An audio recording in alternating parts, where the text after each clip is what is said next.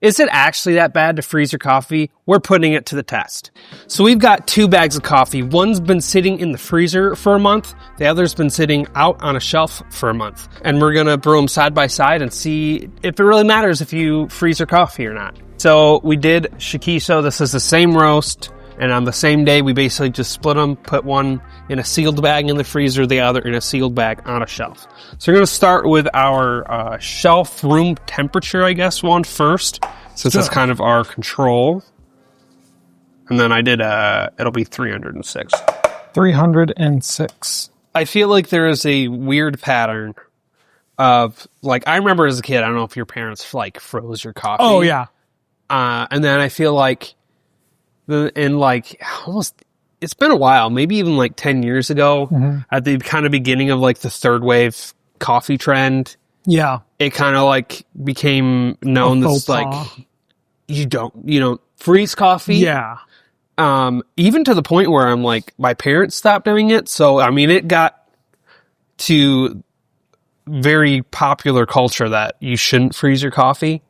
I'm sure a lot of people still do, but and then a couple years ago, I saw something by Proud Mary that said it's actually okay to freeze your coffee if you do it right. And I've always been curious about that. So we're putting it side by side, seeing if it actually makes a difference, it affects the flavor. I know, right? What was the ratio? 306. 306, perfect. No, I remember hearing the same thing. It was like, don't freeze your coffee. That's terrible. It was like, no one could explain why. It was just you're dumb if you ask why. You just don't do it. And then I saw a video of someone was touring Stumptown's like experimental coffee shop. And they're like, oh yeah, no, we not only have our coffee in like a freezer thing that has like a glass front, we actually have the grinder inside there too. So it like stayed cold while it grinded, because like, well, when you grind it, it heats up the beans. This keeps it cold through the whole process. Interesting. And then they brew it. And I'm like, interesting. It just seems like we go back to this where it's like, there's a million different ways. I remember when I first started doing pour overs, it was, you would have a stir stick and you would pour it and stir it and like agitate the grinds. And they're like, no, that causes it to stall out. Yeah. And like, honestly, lately I've been just doing you let it bloom for 45 seconds and then you slowly, consistently fill it. I've had people give me crap about that. And then all of a sudden someone was like, oh no, they actually just said that's one of the better ways to do it. It keeps it from stalling out. And I'm like, what is even real anymore? It's always changing. Always changing. Everyone's got an opinion. And no one's really fully right ever. So I'm excited. If this can keep beans longer, that's amazing, because nothing's worse than like you're traveling, you find a good coffee shop and you want to buy coffee, but you already have coffee at home. Yeah. Start keeping coffee in your freezer. Yep. I've actually had a bag of our coffee in my freezer since June. I've not done a side by side comparison. It's workable. It's not great. There you go. But it's workable. Next is a deep freeze. Negative. Boom. Right. Let's try this out. I just like the smell. It does smell very good. I feel like the flavor's a little flat, which it has been sitting out for a month. Yeah. This is where we expire our coffee. It's about a month after the roast date. That's when we find it's starting to get a little past. Yeah. Flavors degrade. Flavor. Yeah. Yeah. So, and I would say you can tell. I would say any past this and it's like, yeah, it's a little sad. It's a little flat. This also goes back to why a lot of people, when they go, oh, I don't like black coffee, it's like, you might not like expired coffee. Like, we go to the coffee aisles at your local grocery store, even if it's a high-end coffee. Right. Check the bag, and a lot of times that coffee's been sitting there for like 3-4 months, and you go, it's going to taste a little stale. You can buy like Madcap. I'd say they're nationally known. Yeah. Here in Michigan, they sell them at like our local grocery store, and you look on the roast dates, and it's like a year. Oh, yeah. I mean, so, if that's what you're buying, that's probably what you're Yeah. used to tasting bad. Let alone if you buy like a coffee chain. Oh gosh. They're Who not going knows to when put. that was They're not. roasted? Yeah, they're They're not not even going to putting put the that. roast date on it. You're like, who knows? That could have been roasted last year.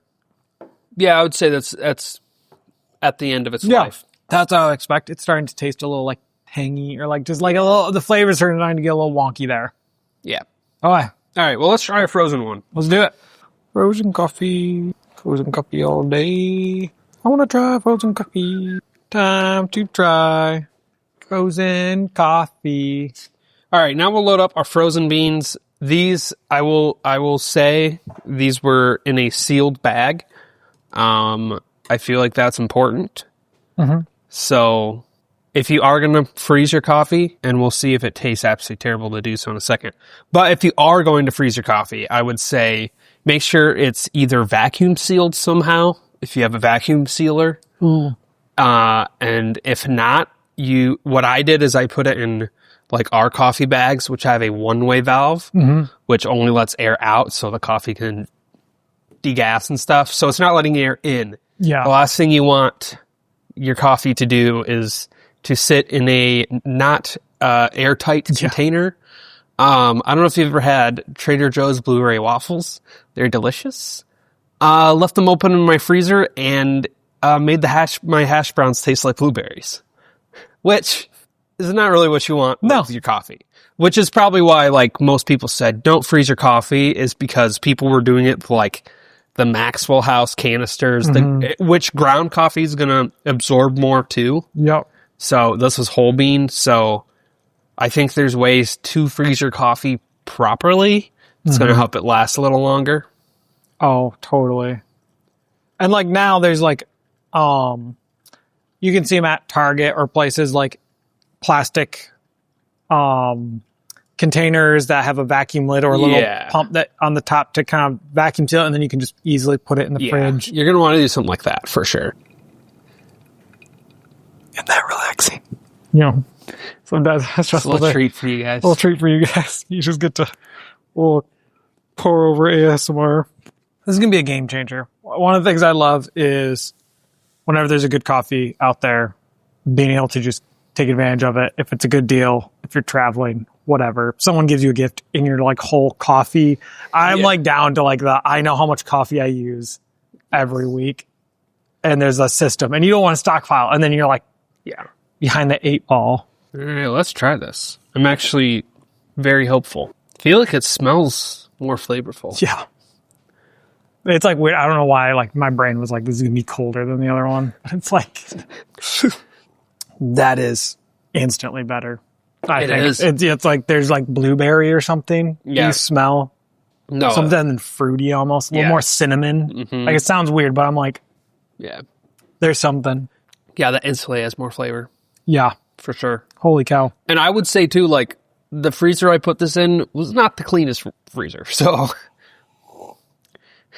I put it through its pace. Yeah, if this tastes good, that is.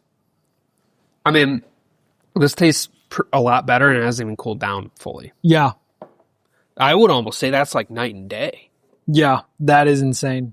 So you had so it's sealed bag. Yeah, one-way valve. Just squish as much air out as you can. Throw it in the freezer. And like I didn't open the bag at all, so I would say like when you do freezer coffee, don't be getting in and out of it. You're letting air in. I would say keep it in the freezer for a week or two until you're done with your other bag. When you're ready to use it, take it out of the freezer, keep it on your counter, use it as normal. Feel like that's the best. I really like that. It's kind of like a nice way to have like a backup bag of coffee. Like you're pacing, you're like, I'm going to go through 2 bags. Yeah. It's like you get your grocery shopping. I don't know. And like that's what I'll do with decaf is like it's rare that I drink decaf, but sometimes it's nice if it's winter and you're sad and it's 5:30 and you want a warm little cup of coffee. It's nice to have decaf. So that's really good. Yeah.